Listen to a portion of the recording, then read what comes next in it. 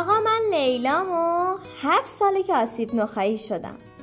از روی زمین بلند شدم، نه برای رفتن، برای دوباره زنده شدن. نه صدایی بود نه تشویقی، فقط من بودم و دلی که هنوز تسلیم نشده بود.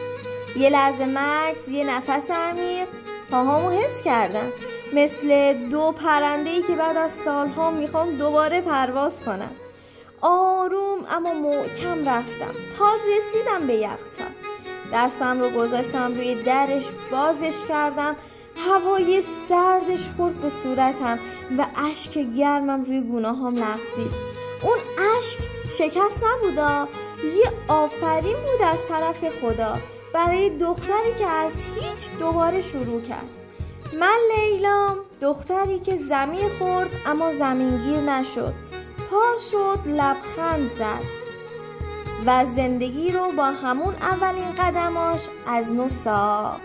آقا من لیلام و خوشحال میشم که هم فالوم کنین، هم حمایتم کنین و شاهد پیشرفتم باشین.